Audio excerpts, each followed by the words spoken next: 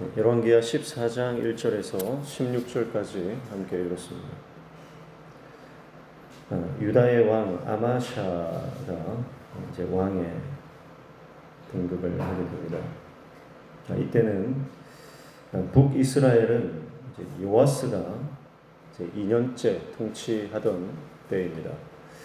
남유다는 이제 아마샤가 왕이 되는데 그의 나이가 25세였다고 말씀을 하고 있습니다. 아마샤는 25세에 왕이 되어서 29년간 남유다를 다스리게 됩니다. 그의 아버지와 마찬가지로 그는 여호와 보시기에 정직히 행했다, 그렇게 말씀을 하고 있습니다. 그러나 다윗과는 같지 않았다, 그렇게 평가받는 왕입니다. 그가 처음 왕이 되었을 때는 하나님께서 그가 말씀의 기준을 가지고 살아갔던 왕이다, 그렇게 말씀을 하고 있죠. 그래서 9절에 보시면 나라가 그의 손에 굳게 섬에 그의 부왕을 죽인 신복들을 죽였으나, 그렇게 말씀을 하죠. 그래서 아버지를 죽인 그 신복들을 다 찾아서 처단을 했습니다. 그런데 5절이죠. 5절이고 6절에 보시면 왕을 죽인 자의 자녀들은 죽이지 아니하였으니 이는 모세의 율법책에 기록된 대로 함이라. 곧 여호와께서 명령하여 이르시기를 자녀로 말미암아 아버지를 죽이지 말 것이요 아버지로 말미암아 자녀를 죽이지 말 것이라. 오직 사람마다 자기의 죄로 말미암아 죽을 것이니라 하셨더라, 이렇게 했습니다. 그래서 모세의 율법책에 기록된 대로 했다, 여호와의 명령을 따랐다, 그렇게 말씀을 합니다. 그래서 이 아마샤는 일반적인 당시의 왕들이 했던 그 연좌제, 그래서 반역하면 일족을 다 멸해버리잖아요.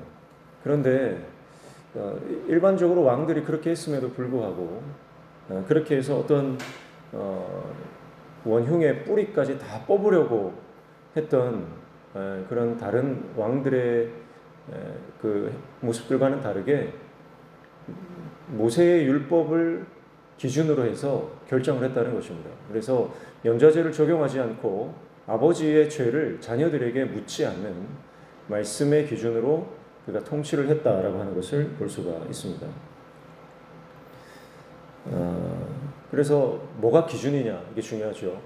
하나님 말씀이 기준이면 반드시 승리하는 것입니다. 그래서 하나님께서 이 아마샤에게 그가 하나님 말씀을 기준을 가지고 통치를 했기 때문에 복을 허락하여 주셨습니다. 그래서 에돔과의 전쟁에서 승리를 하게 되죠. 그래서 7절에 보시면 아마샤가 소금 골짜기에서 에돔 사람 10,000명을 죽이고 또 전쟁을 하여 셀라를 취하고 이름을 욕되리라 하였더니 오늘까지 그러하니라, 그랬습니다. 그래서 하나님께서 이 아마샤에게 이 복을 주셔서 에돔과 전쟁에서 승리하게 하시고 그리고 일부 땅도 취하게 하셨습니다. 계속 이렇게 나갔으면 좋았을 거예요. 그런데 문제는 승리하고 난 이후에 그가 교만해졌다라고 하는 것입니다. 오늘 본문에는 나오지 않지만 역대하에 보면 이 아마샤가 이 에돔과의 전쟁에서 승리하고 난 이후에 에돔의 우상들을 취합니다. 그리고 그 에돔의 우상들을 섬기는 거예요. 승리하고 난 이후에, 하나님이 복을 주시고 난 이후에, 성공하고 난 이후에 타락해버리는 겁니다. 교만해져 버리는 겁니다. 이게 문제죠. 사람은요, 쉽게 타락합니다. 쉽게 교만에 빠집니다. 언제요? 성공하고 난 이후에, 자신의 꿈을 이루고 난 이후에, 일이 잘 풀리고 난 이후에, 기도가 응답되고 난 이후에, 그때 조심해야 돼요. 아마샤는 처음에는 하나님 기준으로 살았던 왕입니다. 그래서 세상 방법이나 아니면 인간적인 감정을 가지고 결정하지 않고 하나님의 기록된 말씀, 모세의 율법을 근거로 해서 통치했던 왕이에요. 얼마나 하나님 기뻐하셨겠습니까? 그런데 그가 승리에 도취하고 난 이후에 그만 우상 숭배에 빠지고 교만에 빠지게 됩니다. 그래서 그 결과 아마샤는 이제 북이스라엘과 전쟁을 하게 됩니다. 이제 여기서는 하나님이 언급되지 않아요. 그러니까 전쟁을 하는 것은요, 하나님께 물어야 되거든요.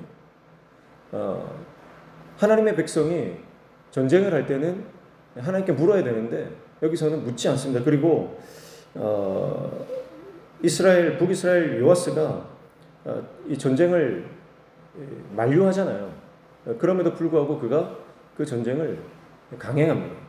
그래서 그 전쟁으로 인해서 그가 패하게 되고 마는 것입니다. 그래서 12절에 보시면 유다가 이스라엘 앞에서 패하여 각기 장막으로 도망한지라. 13절 이스라엘 왕 요아스가 베세메스에서 아하시아의 손자 요아스의 아들 유다 왕 아마샤를 사로잡고 예루살렘에 이르러 예루살렘 성벽을 에브라임 문에서부터 성 모퉁이 문까지 400규빗을 헐고. 14절 또 여호와의 성전과 왕궁 곳간에 있는 금은과 모든 기명을 펼치하고 또 사람을 볼모로 잡고서 사마리아로 돌아갔더라. 그렇게 말합니다. 그래서 유다는 이 전쟁에서 패하고 아마샤가 교만에 빠진, 그리고 우상 숭배했던 성전 안에 그 각종 우상들을 채우고 전쟁에서 승리한 에돔의 그 금은들을 채워넣었다는 거예요. 그것에 대한 하나님의 심판이 임하는 것입니다. 신앙생활은 처음 시작이 중요합니다.